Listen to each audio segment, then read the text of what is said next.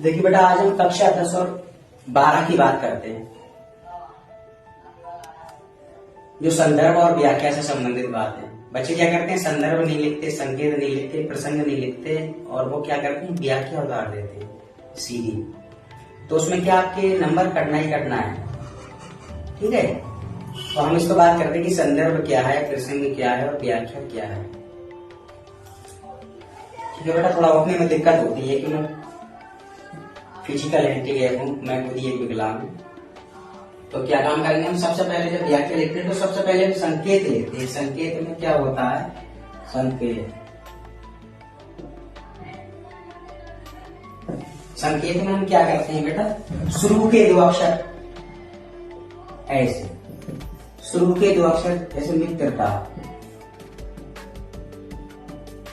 मित्रता, अब बीच में डॉट डॉट डॉट डॉट लगा के चले जाते हैं। इससे ब्लैक पेन से, ब्लैक पेन से हम डॉट डॉट डॉट डॉट लगाते चले जाते हैं। अब क्या है बेटा, लास्ट में लास्ट के अंक लिखते हैं,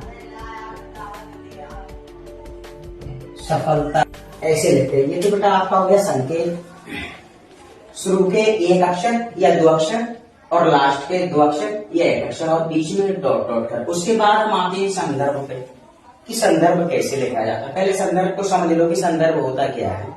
संदर्भ मतलब होता है कि किसी विषय या कथन से संबंधित, मतलब किसी विषय, हिंदी क्या है, विषय तो ये है, उससे संबंधित आपसे क्या जानकारी नीचे मालूम करेगा एग्जामिनर।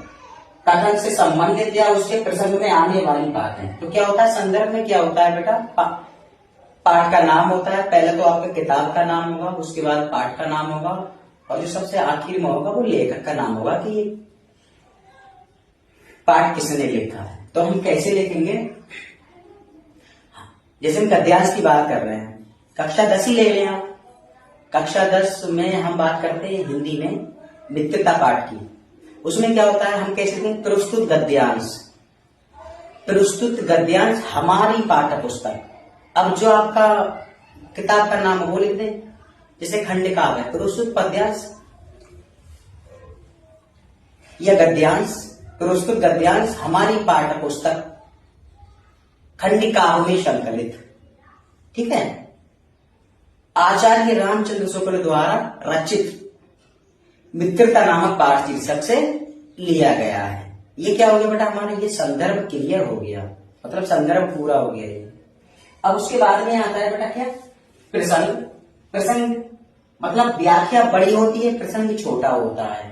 तो व्याख्या को विस्तार पूर्वक लिखा जाता है, प्रसंग को छोटा लिखा जाता है। तो प्रसंग का अर्थ ये होता है कि जो हमने प्रसंग में लिखा है उसका लौंग रूप या विस्तार पूर्ण जो लिखा हुआ होगा वो व्याख्या में होगा।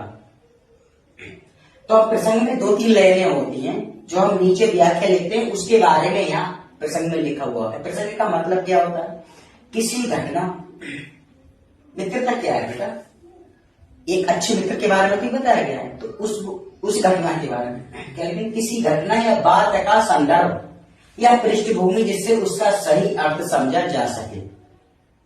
ये बेटा हो गया प्रसंग, 2-3 लाइनों का होता है, ज्यादा का नहीं होता। अब सबसे बाद में आती है हमारी क्या, व्याख्या। व्याख्या में क्या लिखेंगे, जितने आपके ऊपर लाइनें दी हुई होती हैं लिखने के लिए, उसको लिखना होता है अपनी भाषा में, कि मित्रता क्या है, अच्छे मित्र का चुनाव करना चाहिए, अच्छे मित्र की बातें मानना चाहिए। तो ये होती है बेटा व्याख्या। बच्चे क्या करते हैं, नहीं तो संदर्भ लिखते हैं। अब जब संदर्भ ही नहीं लिखेंगे तो एग्जामिनर को क्या पता किस पाठ से लिया गया है, इसके लेखक कौन है, क्यों लिखा गया है। एग्जामिनर बहुत कुछ जानता है, लेकिन आपकी गलती हो जाएगी यहाँ। अगर ऐसा कि ऐसा लिखोगे पूरा, तो व्याख्या में आपको पूरे के पूरे नंबर मिलेंगे। मैं विश्वास दिलाता हूं आपको, अगर इस तरह से लिखोगे तो 70 नंबर का आपका होता है 10th क्लास में, और 30 नंबर का होता है आपका प्रोजेक्ट कार्य, जिसको इंग्लिश में प्रैक्टिकल भी कहते हैं। तो वो तो विद्यालय का दिए जाते हैं, विद्यालय से कि आपका विद्यालय के प्रति क्या रवैया है, कैसे बर्ताव दिए हैं आपके। लेकिन जहां तक थ्योरी की बात है, वर्णनात्मक लिखने की बात है, अगर ऐसा लिखोगे तो व्याख्या में पूरे की पूरे नंबर आपको मिल जाएंगे। और कौन नहीं चाहता कि हमारी डिवीजन अच्छी बने, बढ़िया बने। लेकिन डिवीजन जब ही बनेगी जब आप अच्छा लिखोगे, अच्छा करोगे। डिवीजन ऐसे नहीं बनती। आप ये मत समझो कि हम ही पढ़ने वाले हैं। बाहर जाओगे निकल के तब एहसास होता है कितने कितने पढ़ाकू बच्चे पढ़े हैं और कितने कितने अच्छा लिखने वाले बच्चे पढ़े हैं। ऐसे ही लिखना है आपको। संदर्भ पहले लिखना है नंबर 1 पे संकेत, संकेत में दो अक्षर शुरू के और दो अक्षर लास्ट के, और बीच में ये डॉट डॉट डॉट डॉट कर देना है। नंबर 2 पे लिखना है संदर्भ, उसके नीचे अंडरलाइन जरूर करनी है, और ये ब्लैक पेन से लिखना है, ब्लैक पेन हो या ब्लैक स्केच हो, कुछ भी हो, ताकि बढ़िया लगे। ये नहीं कि ये भी नीले से ये भी नीले से कर, नहीं तो अच्छा नहीं लगेगा, उसमें तभी नंबर कटेंगे आपके।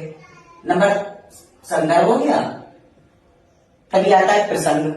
प्रसंग भी ऐसे ही लिखना है जैसे संदर्भ लिखा है आपने, ऐसी हेडिंग डाल के, लेकिन वो 2-3 लाइनें होती हैं, वो यहाँ नीले से लिखना है और यहाँ पर भी नीले से लिखना है। संदर्भ में क्या काम करना है आपको, पाठ का नाम ब्लैक से डालना है और किताब का नाम ब्लैक से डालना है और लेखक का नाम ब्लैक से डालना है और बाकी सब नीले से करना है।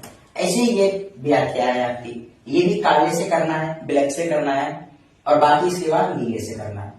बड़ा अच्छे नंबर मिलेंगे और सही तरीके से लिखो, सुंदर लिखो, घबराने वाली कोई बात नहीं है। और जितनी आप मेहनत मैथ पे करते हैं, इंग्लिश पे करते हैं, साइंस पे करते हैं, अगर इसमें इतनी मेहनत कर जाओ तो बड़ा अच्छे नंबर मिल जाएंगे आपको। अगर आपकी 20 नंबर जो बहुविकल्पी आते हैं, एमसीक्यू आते हैं, ऑब्जेक्टिव आते हैं, अगर उस पर आप कमान बना लें तो बड़ा अच्छे नंबर मिलेंगे उसमें। ये नहीं कि साहब नंबर कट रहे हैं, कटेंगे तो तभी जब आपकी गलती होगी, जब गलती नहीं तो कहां से कटेगा आपका नंबर। ऐसे ही लिखो, बढ़िया लिखो, और मैं डेली 1 क्लास दूंगा। घबराने की बिल्कुल जरूरत नहीं कि साहब हिंदी नहीं होगी हमसे, कठिन है, ऐसा कुछ नहीं। ठीक है, अगर ये वीडियो समझ में आई हो तो हमें फॉलो करिए और हमारे चैनल को सब्सक्राइब करिए।